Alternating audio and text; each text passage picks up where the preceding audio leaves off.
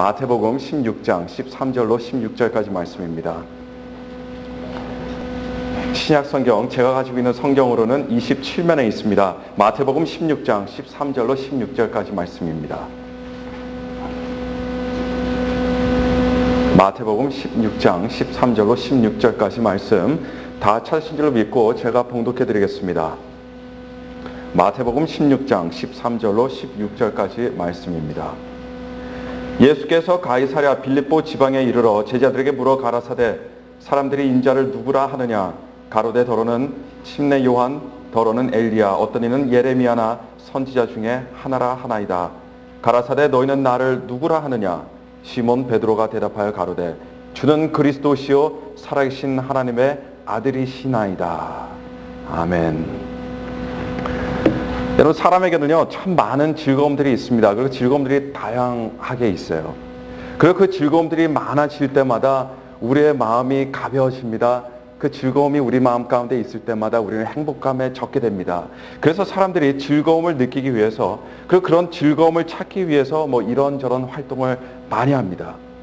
근데 사람이 누리는 즐거움들이 참 많은데요, 그중 하나가 뭐냐면요, 궁금하던 것들을 하나씩 알아나가는 즐거움입니다. 제가 말하는 궁금한 것들을 하나씩 알아나가는 즐거움은 책상에 앉아서 공부하는 그런 즐거움이 아닙니다. 그런 즐거움 말고 그냥 알고 싶던 것, 호기심이 나던 것들을 알아나가는 즐거움을 말하고 있습니다.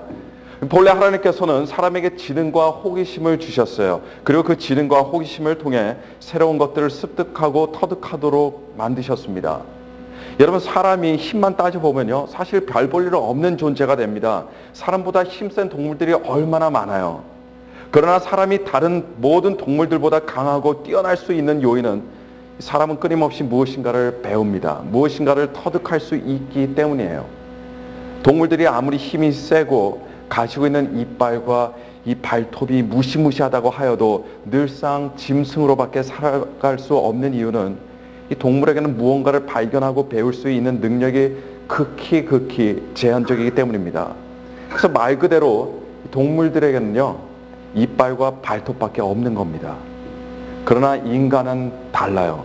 인간에게는 동물들과는 달리 사실 이도 별로 강하지 않고 손톱과 발톱도 쉽게 부러질 만큼 약하지만, 그러나 인간은 새로운 것을 끊임없이 알아나고 터득하고자 하는 호기심과 이 높은 지능을 바탕으로 이 땅의 사회를 조성하고 그리고 문명을 일으켰습니다. 그래서 인류의 물질 문명이 크게 도약하는 시점들이 여러분 언제인 줄 아세요? 새로운 것을 발견하고 새로운 것을 알아나갈 때마다 그때 인류의 발전이 있어 왔습니다. 인간사에 있어서 가장 중요한 발견 또는 이 발명이 세 가지가 있다고 합니다. 그리고 이 세 가지 발견들을 통해 인류가 크게 도약했다고 하는데요, 그 세 가지가 무엇이냐면요, 첫 번째는 불입니다. 인류가 불을 발견하면서부터 짐승들로부터 자신을 보호하고 밤이나 어두운 곳에서도 활동할 수 있는 그런 시간과 장소를 초월한 인간의 활동 영역을 구축했습니다. 또 불로 인해서 음식을 익혀먹는 건강한 식생활을 개척해 나갔을 뿐 아니라 불을 사용해서 철을 주조하고 여러 가지 물건들을 만들게 되었습니다. 두 번째로 인간이 발견한 것 또는 발명한 중요한 것은 문자라고 합니다.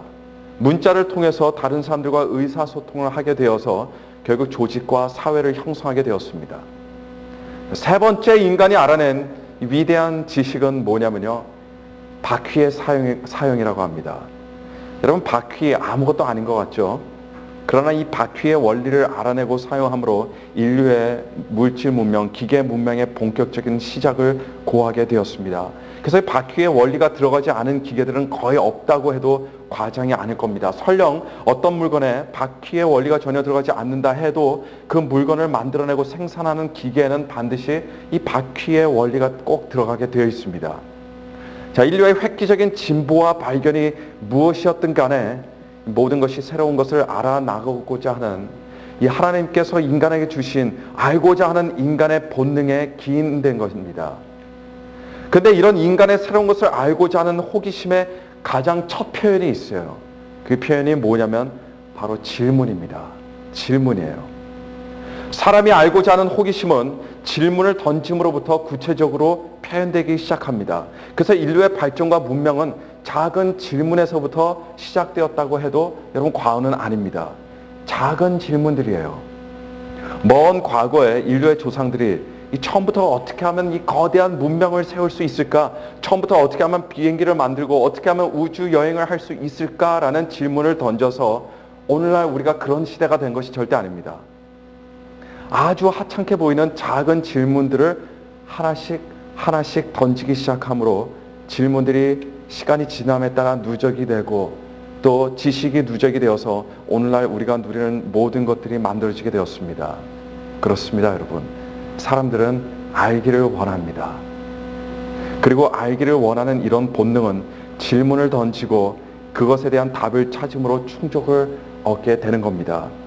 질문하기를 게을리하는 인간 사회는요, 도태하게 되어 있습니다. 그 무엇이든 알고자 하는 본능과 노력이 없는 사람은 더 이상 진보를 이루거나 앞을 향해서 나아가지 못합니다. 우리 클리브랜드 중앙침례교회 성도들은 하나님을 더 알아나가고자 하는 거룩하고 아름다운 욕구가 넘치기를 축원합니다. 그래서 예배 때마다 교회에 와서 하나님의 말씀을 듣고 어렵고 힘들더라도 때로는 흥미진진하지 못하다 하더라도 주일날 아침에 있는 성경 공부에 꾸준히 참석해서 하나님의 말씀을 배우고 또 언젠가는 성경 공부반 교사들이 되어서 다른 사람들에게도 이 놀라운 하나님의 진리를 가르치는 여러분들 되기를 간절히 축원합니다. 예수님의 제자들도요, 질문들이 많았습니다. 호기심이 자극되고 기회가 주어지게 되면 예수님에게 질문을 던졌던 제자들의 모습을 우리는 성경을 통해서 우리는 쉽게 접할 수가 있게 돼요. 예수님의 가르침에 이해가 되지 않으면 그 의미에 대해서 질문을 던졌습니다. 예수님께서 일으키신 초자연적인 기적들을 보고 의아한 것이 생길 때도 어떻게 했습니까? 예수님께 질문을 던졌습니다. 사실 당연한 일이죠. 당연히 궁금한 것들이 생기겠죠. 당연히 이해가 안 되는 것을 물어보고 싶었겠죠.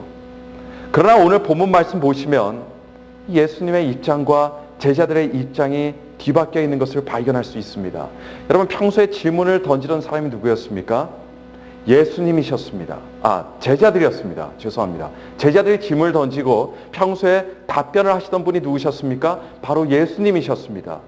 근데 오늘 우리의 본문에서만큼은 예수님께서 제자들에게 질문을 던지시고 제자들이 예수님의 질문에 답변을 하게 되는 모습을 볼 수가 있습니다.